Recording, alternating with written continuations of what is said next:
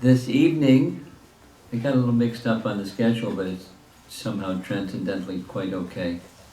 Yesterday evening we spoke about the ecstasy of Chaitanya Mahaprabhu in Gambhira, etc. And now we're going back in time a bit, where Chaitanya Mahaprabhu is making a request of Lord Nityananda to return to Bengal and fulfill his mission on his behalf. And it's quite ecstatic. So, Madhurina, this is your end this discussion on something very sweet. So maybe that was Krishna's plan to get me mixed up with the sequence. In Caitanya Charitamrita, there is not a long description of the travel of Lord Nityananda to Bengal and what happened once he reached Bengal and the propagation of Lord Chaitanya's Sankirtan movement on Lord Chaitanya's behalf by Lord Nityananda. One of the reasons is that Krishnadas Kaviraj explicitly says that he's only going to touch on topics that were not touched by Vrindavan Das Thakur. And since Vrindavan Das Thakur, both in Chaitanya Bhagavat and in Nityananda Charitamrita, he goes into it at length. So in Chaitanya Charitamrita only mentions briefly a few things, which we'll cover a little more than just mentioning of them. So the main Chaitanya Bhagavat has a nice section, and the Vrindavan Das Thakur is the author of both. And Vrindavan Das Thakur is the Vyas of Gaura Lila. So he's quite authoritative, to be sure, and very eloquent. And his writing style is quite different from Krishnadas Kaviraj's writing style. In Krishnadas Kaviraj's writing style, he speaks in a very elevated way, but with authority behind it. Commonly, again and again, with authority behind it. And Vrindavan Das Thakur doesn't do any of that. He's floating in the ecstasy of glorifying Lord Chaitanya and Lord Nityananda as if the whole world could go fly a kite otherwise. It just doesn't really matter if they like it or don't like it. He's in ecstasy, describing the ecstasy of both Mahaprabhu and Lord Nityananda.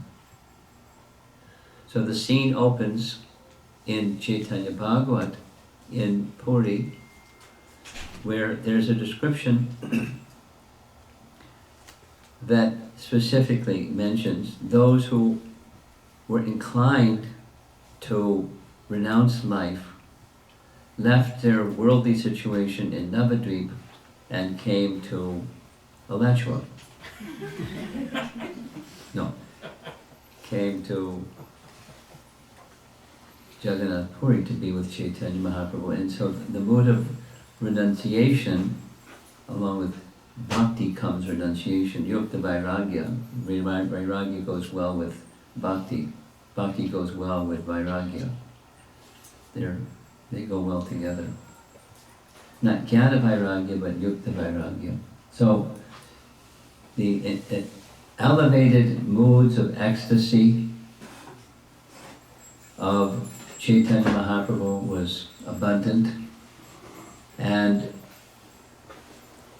one day he called Nityananda aside to a solitary place and spoke as one Lord to another Lord. I came into this world for a purpose.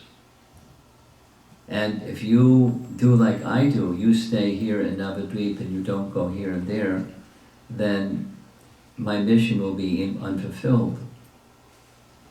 So he gave him an instruction, fulfill my instruction, fulfill my mission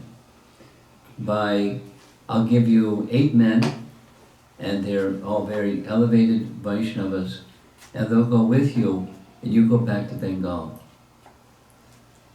and fulfill my mission, the propagation of the holy name of the Lord. And so he did. Now, in Caitanya Bhagavat, it gives a longer list of who went with Nityananda. And here's the longer list. Ramai and Gadadhar are mentioned in Caitanya Charitamrita. Ramai, Pandit, and Gadadhar, not Gadadhar Pandit, but Gadadhar Das. Raghunath Vaidya, Krishnadas Pandit, Parameshwara Das, and Purandara Pandit. And they're eternal associates of Lord Chaitanya, and each of them have their service in Krishna Lila as well. So the plan was made, the plan began. Nityananda, the way the description goes in Caitanya Bhagavat, is he first induced those who were going to be traveling with him to enter into the ecstasy of the holy name. And it was easy with that group. They became quite ecstatic. And there's a description that goes further in Nityananda Charitamrita that each of them exhibited who they were in Krishna Lila or in Ram Lila, in Gaura Lila, because of the ecstatic mood. So their consciousness became ecstatic, and their moods of their eternal relationships with the Lord also became manifest. For example, something that's repeated in Caitanya Charitamrita is Gadadhar Das was in the mood of a gopi. And so in the mood of a gopi, he was carrying a pot of water, Ganges water, and he would go here and there in the marketplace. Who wants to buy yogurt? He was a gopi selling yogurt.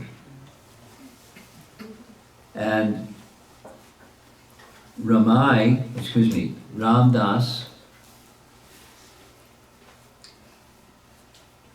was in the mood of Gopal. So he stood in this ecstatic mood. He stood in a threefold bending position in the middle of the road for 3 hours, in a threefold bending position, holding an invisible flute in ecstasy of Gopal.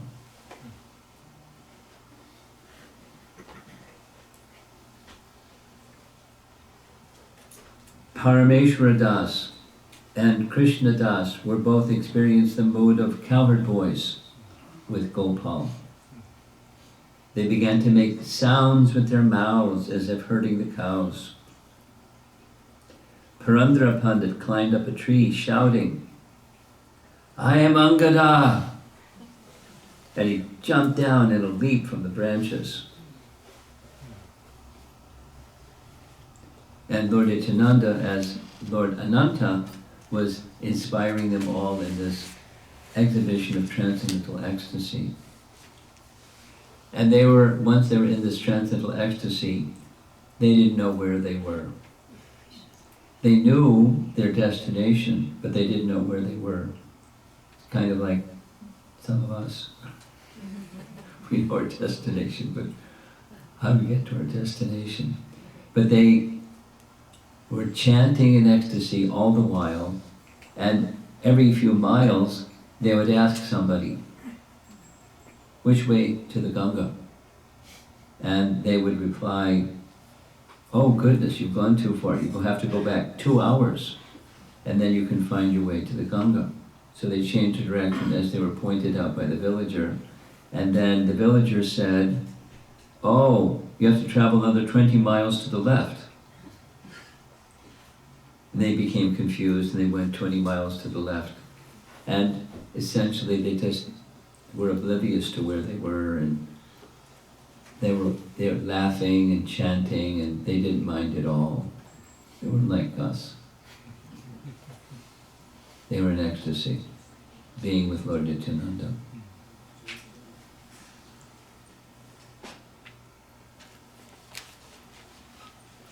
Now, I'm underprepared, so that you're prepared to know that I'm underprepared. Because there's many, many details, what to speak of the writing style of Vrindavan Das Thakur, so I'll read some sections, but I hope you won't mind.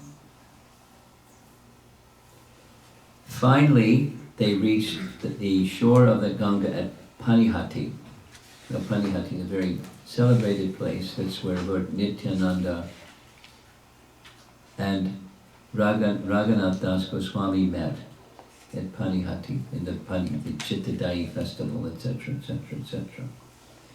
But it's the place where Raghava Pandit lived. So they went to the place of Raghava Pandit. And Raghava Pandit, very exalted devotee, great lover of Lord Caitanya, that Lord Nityananda came to his home, he was ecstatic. And Nityananda Prabhu, along with his devotees, arrived at the house of Raghava Pandit. Raghava Pandit was overjoyed to see Nityananda Prabhu. He had a disciple named Makaradwaj. And Makaradwaj was one of the services he did for Raghava Pandit, as he carried the bags of Raghava Pandit that were prepared by Damayanti and brought them every year to Chaitanya Mahaprabhu. We heard this yesterday, to Kambira. Makaradwaj was the carrier of these many, many, many bags of cooked food. And so Nityananda requested kirtan, and so 3 celebrated singers sang together, the Ghosh brothers. Madhava Ghosh was the foremost of them, and Govinda Ghosh and Vasudev Ghosh. And they sang and sang and sang, and as they sang, the musical instruments were playing and performing, and Nityananda was dancing and dancing, and it seemed as if the earth shook while he was dancing. And seeing his continuous dancing and chanting, everyone in Panihati became floating in ecstasy. Sometimes while the kirtan was going on, he would glance at someone. And when he glanced at someone, they would fall to the ground, filled with love of God. This marked the beginning of Lord Nityananda's deliverance of the fallen souls. He danced for a long time, showing all the signs of ecstatic love. After some time, he sat down on a throne and ordered abhishek. So there's a long description of, immediately they got Ganges water and profuse abhishek and abhishek and abhishek with kirtan.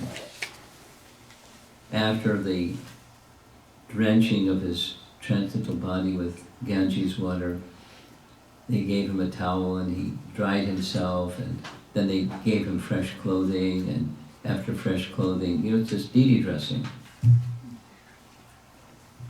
And ornaments and garlands and so forth and so on. When it came to the garland program, Lord Nityananda ordered Raghava Pandit, bring Kadamba flowers. I like Kadamba flowers. I always wear Kadamba flowers, and I live in a Kadamba grove. He's in the mood of Balaram. So Raghava Pandit said, "Oh dear Lord, now is not the season for Kadamba flowers." Lord Nityananda said, "Go back to your home. you'll find Kadamba flowers. So we went back to his home and on a lemon tree, it was filled with Kadamba flowers. So he very happily picked the Kadamba flowers and made a Kadamba garland, and made a Kadamba garland for Lord Nityananda. And the kirtan was going on, tumultuous kirtan, and everyone noticed this very strong fragrance. And so Lord Nityananda asked, "Do you know what that fragrance is?" They said, "No, what's that fragrance?" He said, "Lord Caitanya personally came to participate with us in Sankirtan. You didn't see him, but he was here, and he was wearing a very special garland of Dhammanaka flowers, very fragrant flowers, and the whole area was permeated with the fragrance of the Dhammanaka flowers worn by Chaitanya Mahaprabhu." And everyone was astonished. Because Puri and the place where they were having their kirtan were very far away. But he came, because it said, Chaitanya Mahaprabhu says in Chaitanya Charitamrita that he's there in three places. And one is whenever there's kirtan and Lord Nityananda is dancing, I'm there. Another is when Mother Sachi is making her offerings, and I'm there. And I forget what the third one is. What's the third one? Entering into Nakul Brahmachari's body, he manifests himself through... In the heart. Yeah. Oh.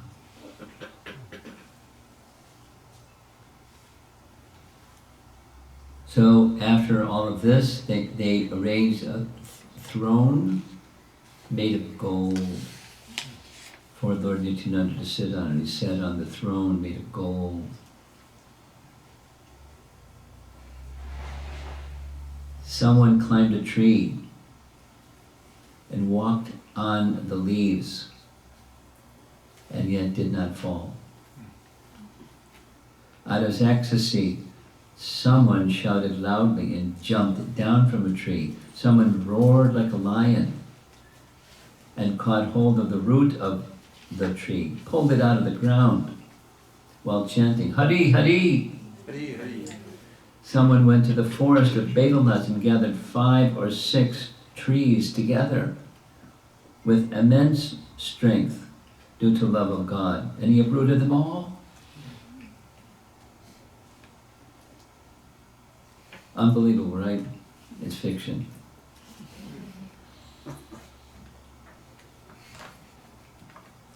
All the symptoms of love mentioned in Srimad Bhagavatam, such as shedding tears, being stunned, heavy breathing, perspiring, hair standing on end, roaring loudly, faltering voice, paleness, and falling unconscious, were fully manifested in the bodies of everyone by the causeless mercy of Lord Nityananda.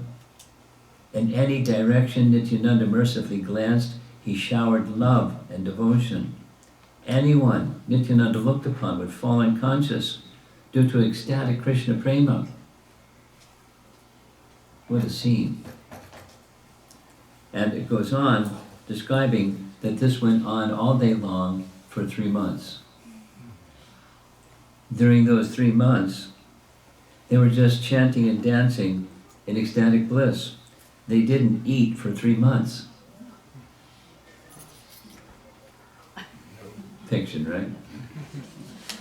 And even the children,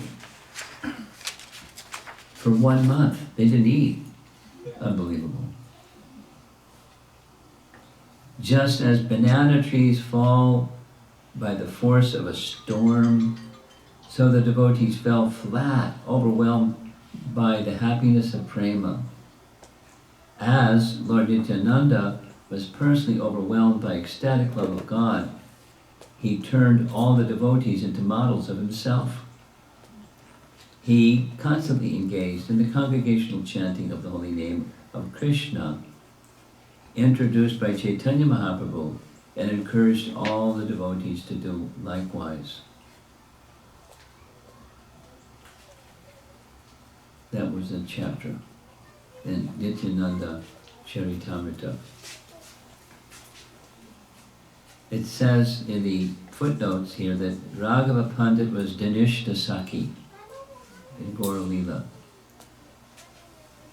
And Makara Dwaj was a celebrated dancer in Braja Lila.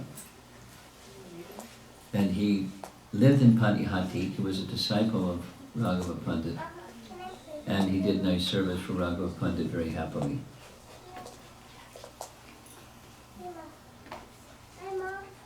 The next chapter, chapter 5, begins with Lord Nityananda then wanting ornaments. And as soon as he wanted ornaments, they appeared. Bring me ornaments. People didn't have to bring him ornaments, they just appeared. Then more people got the idea, we'll bring him ornaments, we'll bring him ornaments. And they brought the finest of ornaments, gold and silver and jewels and this and that. He had 10 fingers, and he put rings on all of his fingers and on his ankle, and his ankles and ankle bells and garlands of jeweled ornaments.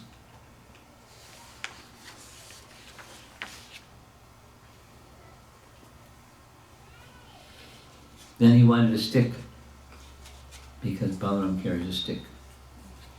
So he arranged a stick.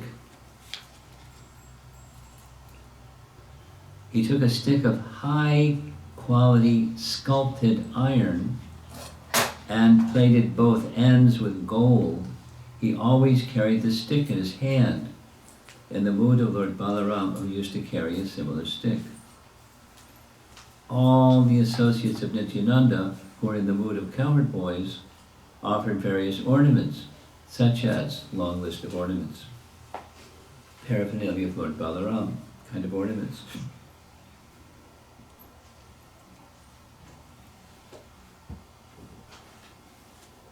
He didn't waste a moment. He was always, during these 3 months, engaged in Sankirtan.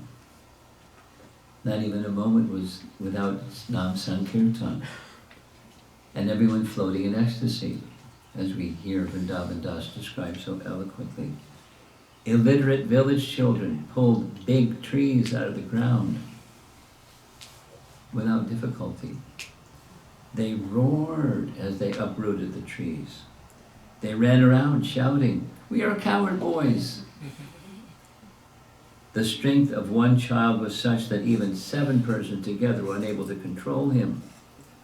The children happily roared like lions and chanted, "All glories to Sri Krishna Caitanya! All glories to Sri Krishna Chaitanya," because they were in the mood of Nityananda, and they were mad.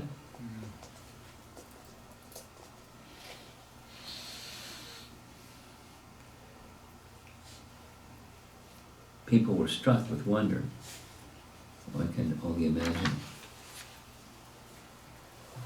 One day, to show affection to Gadadhar Das, Nityananda came to his home. So Gadadhar Das is one of the persons who traveled with Chaitanya Mahaprabhu to Bengal, but that was his home, so he's now at his home, Gadadhar Das. And Gadadhar Das was absorbed in the mood of the gopis, where this pastime of who wants to buy milk. Gadadhar Das had a very special deity, beautiful deity of Bal Gopal. And when everyone saw Bal Gopal clinging on the heart of Nityananda Prabhu, they loudly chanted the name of Hari. Absorbed in the mood of a cowherd boy, Nityananda shouted loudly and began to dance. Makaradwaj sang of the pastime of Krishna demanding taxes from the gopis. Hearing this song, Nityananda became very pleased. The sweet voice of the singer completely captivated the heart of Nityananda. The Lord danced, imitating the pastimes of Krishna in Vrindavan. The fortunate Gadadhar Das forgot himself, absorbed in the mood of the gopis. He always considered himself a gopi. And then comes this very nice section that in the village where he lived, there was a Muslim ruler known as a Qazi. And the Muslim ruler was known to be a tyrant, not just a tyrant, not just like, he was very cruel. And he was intolerant of anyone and anything, what to speak of Vaishnavas. So purposely, Gadadhar Das went to his home. There were guards to keep people like Gadadhar out, and he came to the door saying, "Where is the Qazi? Chant the name of Krishna right now or I'll tear off all your heads." To the guards.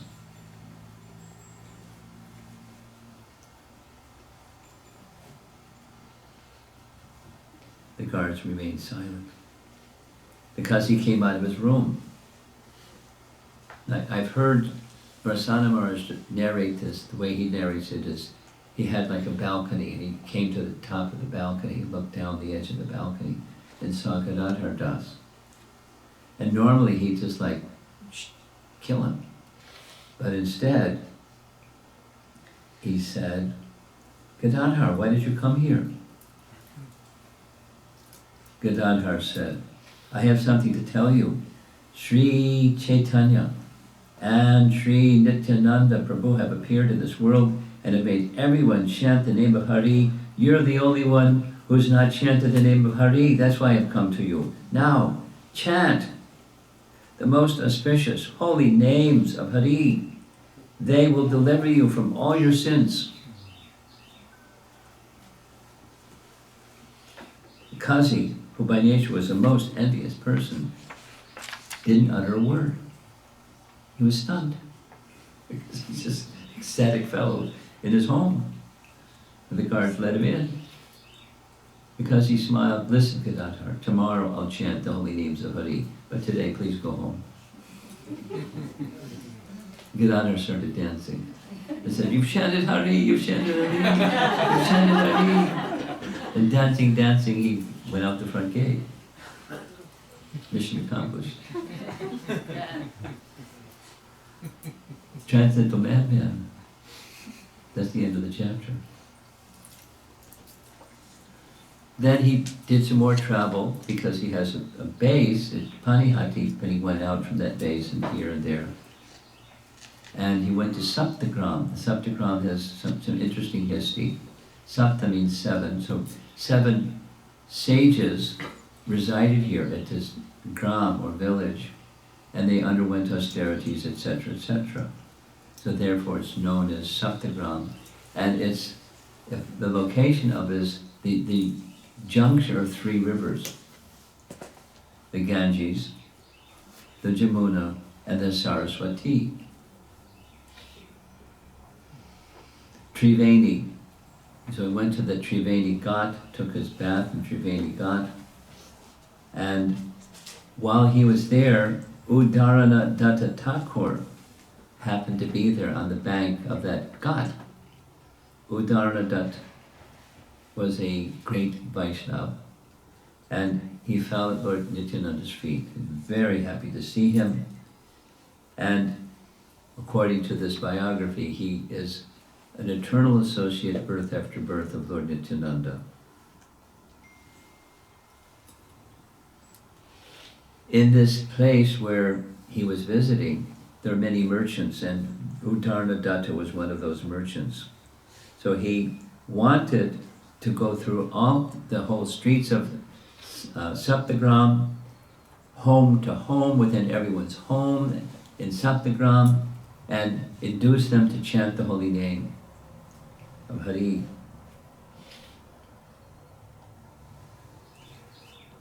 There weren't only Vaishnavas, there were Muslims in this Saptagram, but even the Muslims became moved by the association of Lord Nityananda, and they fell at his feet. Then he left that place, he went to the home of Advaita, and there's like this crescendo of emotion exchange between Advaita and Lord Nityananda. he spent some time in the place where Advaita Acharya lives, Shantipur, and from Shantipur he went to Navadvip. He visited and he stayed at the home of Mother Sachi.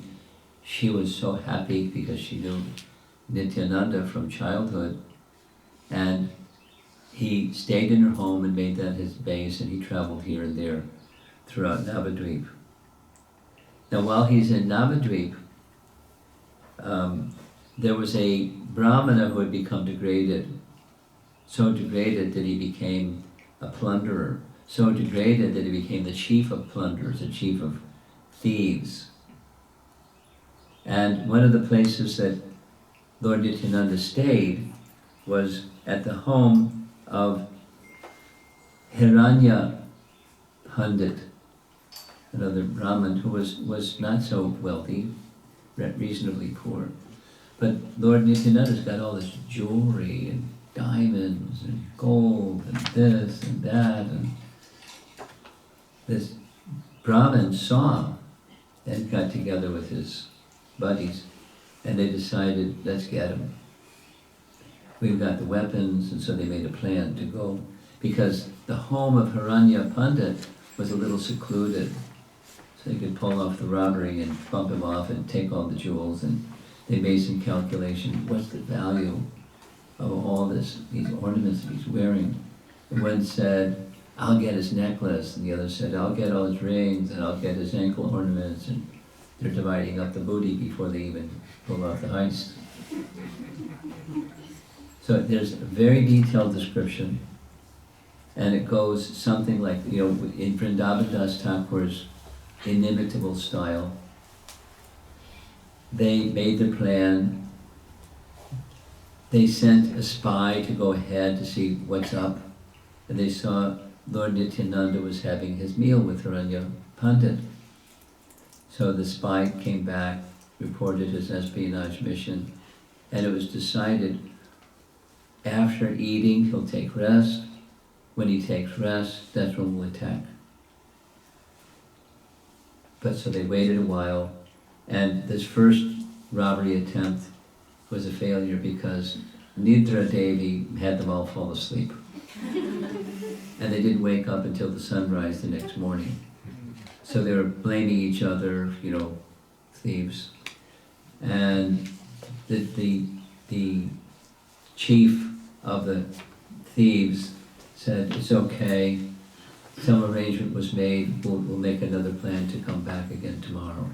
So he was still at the house of Hiranya Pandit, and when they came back in the evening the next day, there was all these guards all around the house with weapons, and they were freaked out, as they say in vernacular.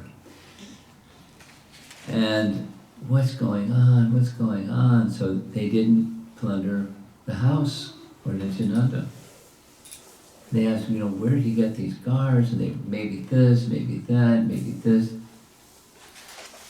The chief plunderer Brahmin said he must have been alerted that we were going to come and get him.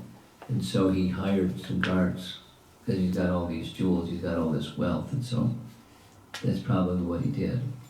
He was wrong. And then, so we'll try again tomorrow. And then it came again tomorrow, and what happened on that final day was very interesting.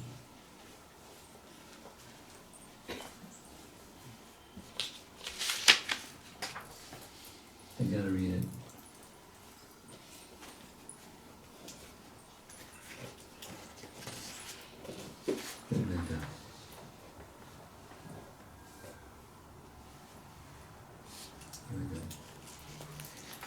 That particular night was especially dark night. I guess with clouds in the sky or something, because even the stars, they couldn't see anything. As they got near to the Lord's house, they suddenly became blind and couldn't see a thing. The sudden blindness so shocked the thieves that their minds, intelligence, and life airs almost ceased to function.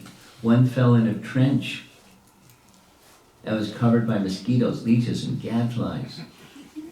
Another fell into the pit where people wash hands after eating. scorpions and bugs bit him. Another thief fell on a heap of thorns. He suffered miserably from the pricking of thorns and could not move. Another one fell in a ditch and broke his hands and legs. Some of the thieves got a very high fever. They were all perplexed. At that time, Indra, the king of heaven, happily sent forth showers of rain and storm.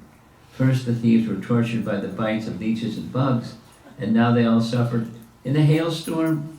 They did not die, but floated in the ocean of miseries. The force of the wild wind, heavy hail, and thunder rendered them unconscious. Problema, right? The intense rain completely soaked the thieves, and feeling extremely cold, they shivered uncontrollably. They lay blindly suffering. Since the thieves came to plunder, Nityananda Prabhu, Indra, the king of heaven, angrily tortured them very severely. Then there's the change of heart. The chief Brahmana thief, plunderer, started to realize this isn't an ordinary person, that we've made a big offense. He bewildered us by making us sleep, yet we couldn't understand the thing. The next time he showed his prowess by manifesting many wonderful guards, yet I still didn't become aware of his greatness. The agony we just suffered is just proper for a sinner like me. I dared to steal from the Lord. Who can save me now? Etc., etc. And so, in his dazed state, he came before Lord Nityananda in the house of Hiranya Pandit, fell at his feet, and begged forgiveness. Lord Chaitanya, omniscient of course, knew exactly what was going on, and his bodily transformations, tears in his eyes, etc., etc. The Brahmana cried loudly. He went into rapture, merged in the ocean of bliss. Seeing the power of Nityananda, he was amazed and got up and started dancing. He raised his hands and repeatedly said, "Oh, my dear Lord Nityananda, you're the savior of the fallen." Now the people knew this guy is the worst. And something happened. So what happened? They were struck with wonder. He must be pretending. He wants something. He's got a plan to steal. Then another said, "No, Lord Nityananda, he is capable of transforming the hearts of anyone." So Nityananda then spoke to the Brahmin after he said all the things he said and did all the things he did. "Please tell me what you want. I'm very surprised to see your wonderful qualities. Please tell me about the glories of Krishna that you've seen and heard. Speak freely without worry." The Brahmana was speechless. He began to cry, rolling on the ground, laughing, wildly dancing. Finally he calmed down and narrated everything, all the mischief he had done. "My behavior is worse than a hunter or dog-eater. I always remain with thieves and rob, steal, and plunder. I do nothing but violence to others. Everyone in Navadvip trembles on seeing me. There's no sin I've not committed. Seeing your valuable ornaments, I wanted to steal them. One day I armed myself with weapons and came with other thieves to steal your riches. That day you bewildered me with sleep. But by your illusory energy, I was unable to recognize you." And then the guards, etc. "Many giant guards surrounded your house. Each appeared like a drunken elephant. They were adorned with flower garlands hanging down to their knees. They constantly chanted the names of Hari while you happily slept inside. Oh Lord, I was so sinful I could not understand your glories. That night we returned home thinking you had hired some guards for safety. A few days later we came back, and then this other mishap. It's your mercy alone that we regained our sight." And so on. You're the savior of all, etc., etc., etc. The Brahmana cried,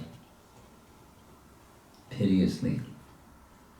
And what is Lord Nityananda going to do? He got up and embraced him. Oh Brahmana, you're indeed fortunate. You're such a staunch devotee of Krishna, birth after birth.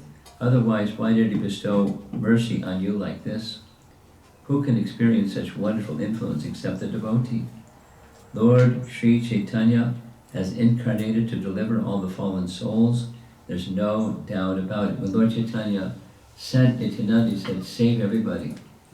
The pious, the materialists, the sinful, the fallen, the uneducated, the illiterate, everybody, save everybody.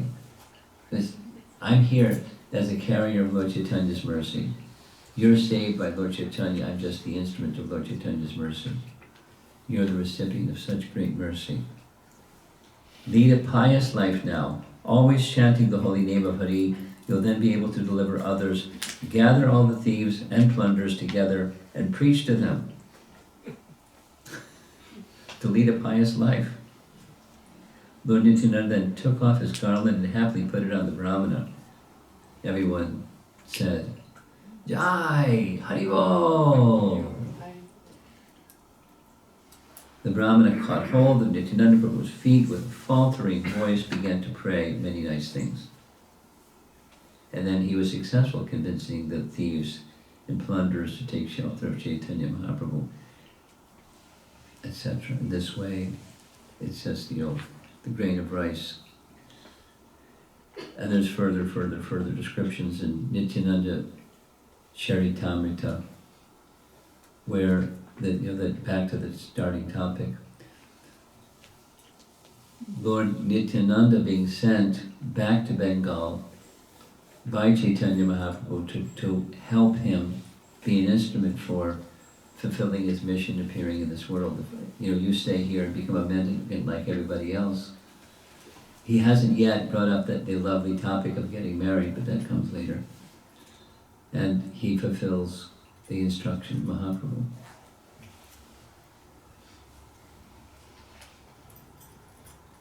And Udarana Thakur, Udarana Datta Thakur is one of the persons that made the marriage arrangement for him, for Lord Nityananda. So the relationships, loving exchanges of different natures and different kinds according to the nature of the devotee.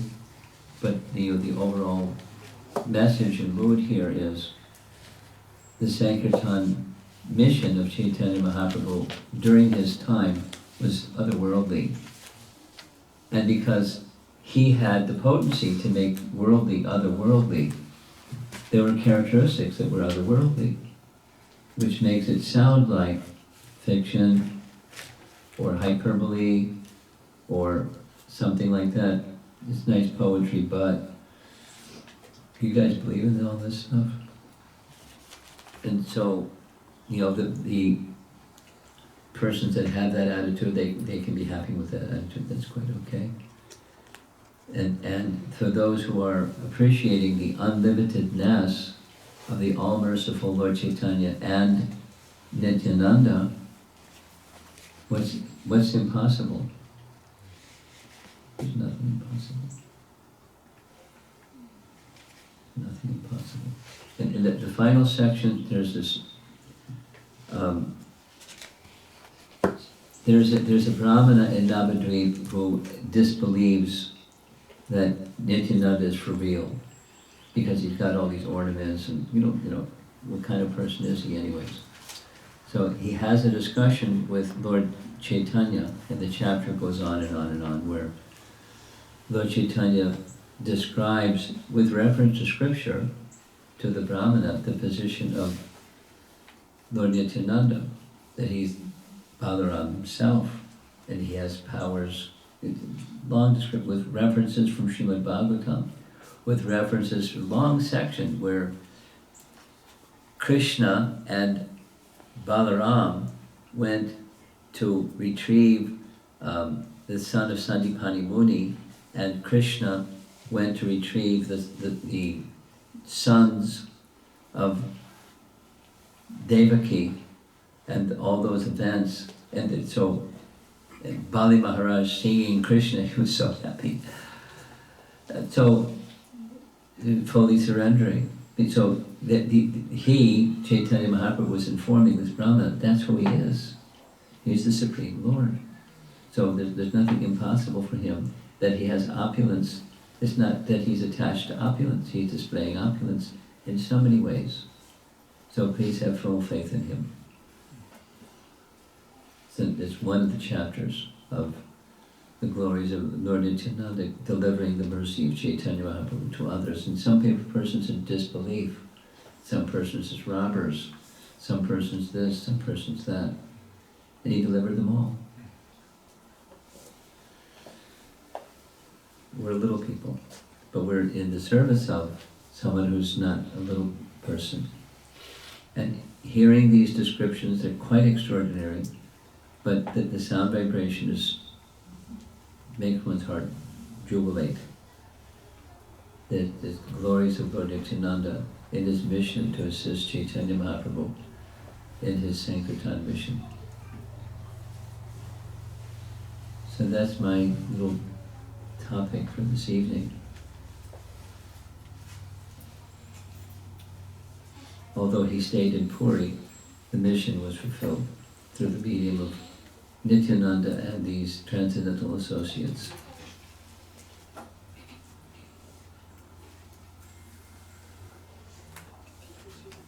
Any discussion? Yes. I'm curious.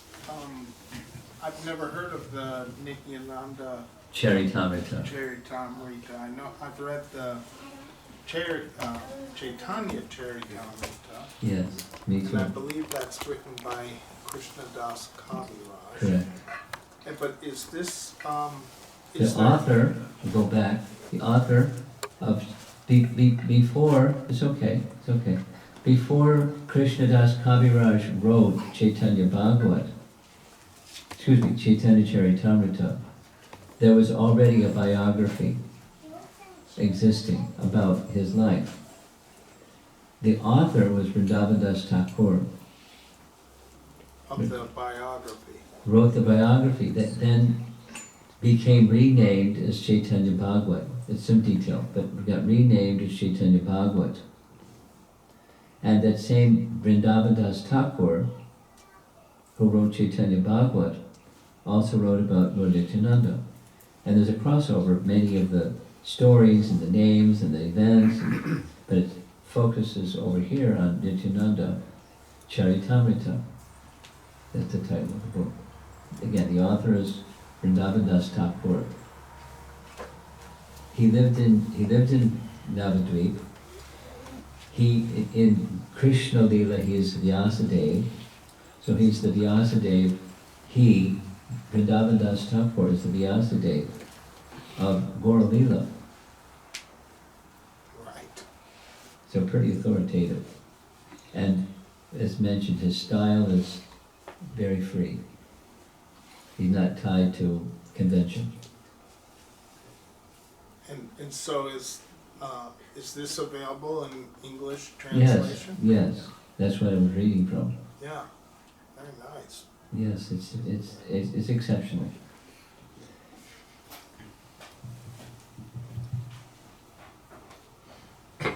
Anybody else would like to raise a question or discuss something?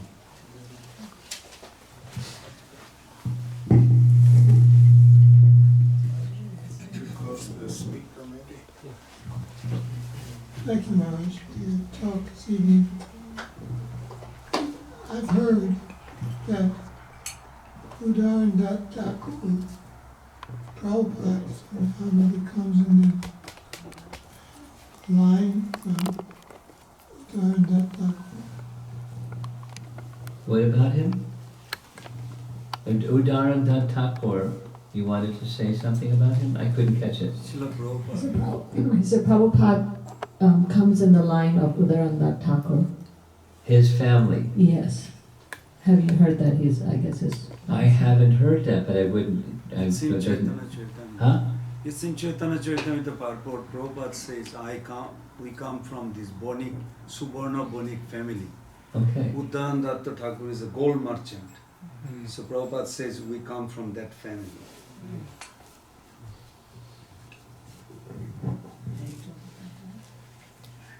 You have a good memory. He's got a better memory than me. And he's got a better memory than you. Anyone else?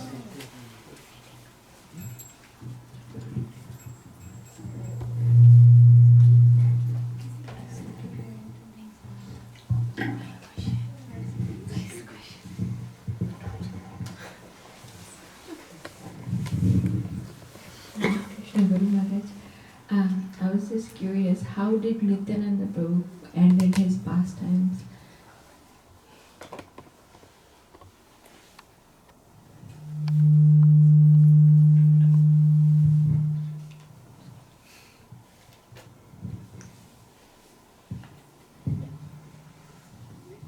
Trying to remember. My memory is so much like a sieve.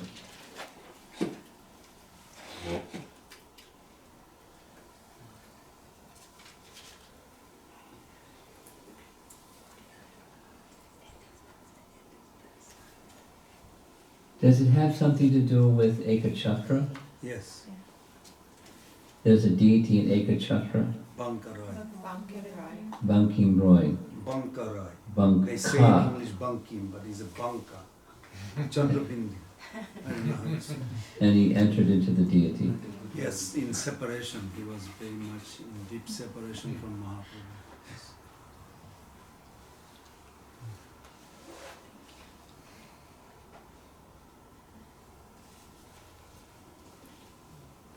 This book, Nityananda Charitamrita, likely has that, perhaps has that pastime. I don't know if it's in that pastime is in that book. It's a childhood deity that Nityananda in his childhood worshipped. It's a detail of how the deity was discovered and etc., etc., etc. It's very, very attractive deity, very sweet looking, appealing, attractive deity. Yes.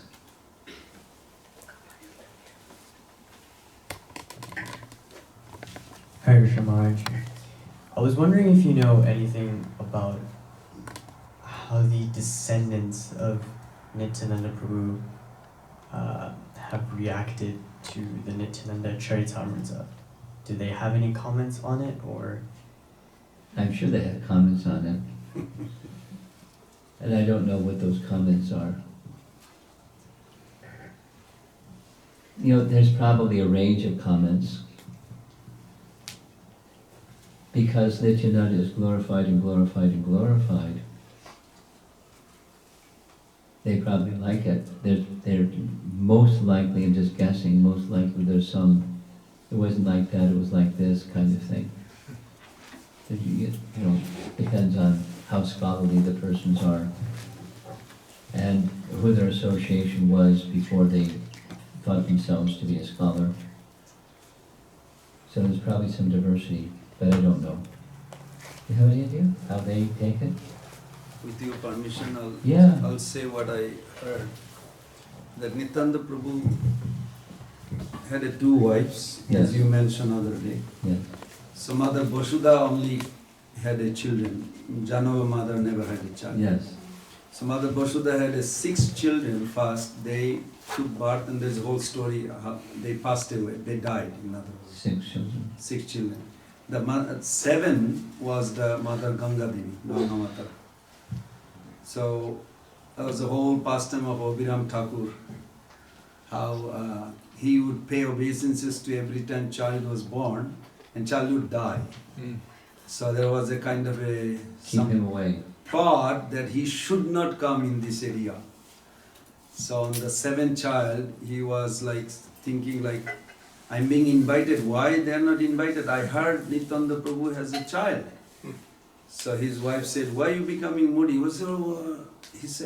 She said, you are family member. You don't invite family member for a celebration of child.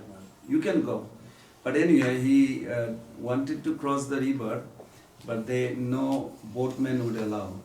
Yeah, no, I would not say that. No boatman says available to take him to other side. They are kind of. So then he took his chadar, put it on the Ganges, and he was rowing, and he crossed them. And all the boatmen were shocked. So finally he came. But when Abhiram Thakur came, he paid obeisance straight, and that child didn't die. So that was the seventh girl of Nityananda Prabhu. And then he composed 100 verses on the glory of this Ganga Devi, the original Ganga Devi. And Santana Maharaj, that wife of Ganga Mata, came as Madhacharya, not Madhacharya of 4 Sampradaya, but his name is also Madhacharya, who married her. Uh-huh. So actually, from this way, he had no children. But the 8th child was that Shirodakshari Vishnu came as a Birchanda Prabhu. But Birchanda Prabhu, according to Bhakti Siddhanta Thakur and Srila Prabhupada, was a brahmachari. So the Nityananda Bangsha, I'm sure you heard this, Prabhupada even says, there is no Nityananda Bangsha descendant. Actually, there is none.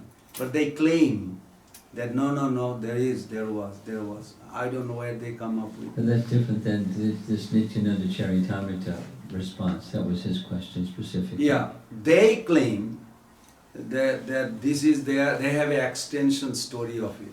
No, they have a whole big thing. Yeah, but we don't accept that. Okay. So that's not how they respond to the book, though. That was his question.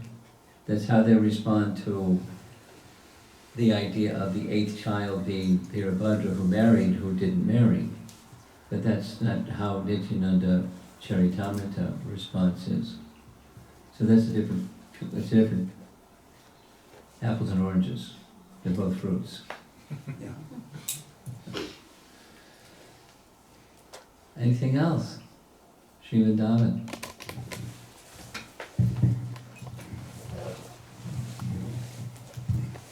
Hare Krishna Prabhupada. And this is a question which I had in my mind yesterday when we were talking of pastimes in Gambhira.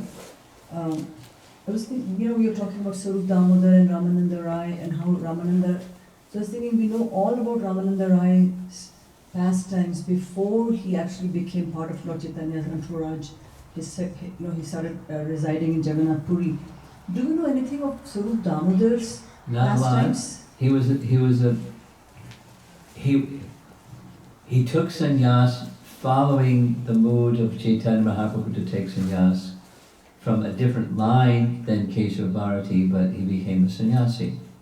So he was a lifelong celibate person. And then he moved to Puri to be with Chaitanya Mahaprabhu.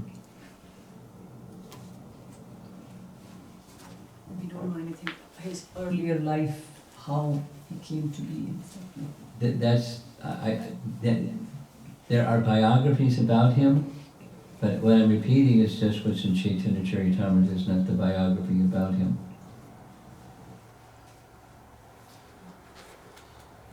So if you like, I have nothing else to do, so I'll do a little research. We'll come up with the biographical sketch of Sarup Damodar and send it to you, and then you can do with it what you like. Very nice. Give me a little bit of time, because my life has been like drinking water from a fire hydrant. What is that? You've heard that one before, right? No, I don't understand that. When a fire How do you hydrant, drink from fire hydrant? the water comes out of the fire hydrant so fast, you can't drink, it just overwhelms you. So I'm feeling a little overwhelmed with all of what I have to do, and I'm not able to do it all. It's like drinking water from a fire hydrant. I don't know. That's a American expression. Maybe you'll take birth again as an American.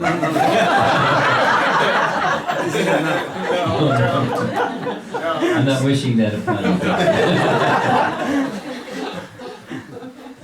Maharaj, we really appreciate it so much that despite all the fire hydrant water coming towards you, you have put Alachua on your itinerary. Thank you so much. Thank you very, very Well, much. you can give the credit or the blame to one Mataji sitting over here. Who's looking down at the ground.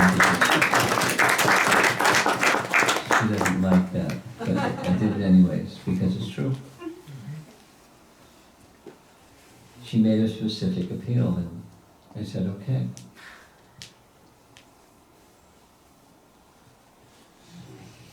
Credit or blame.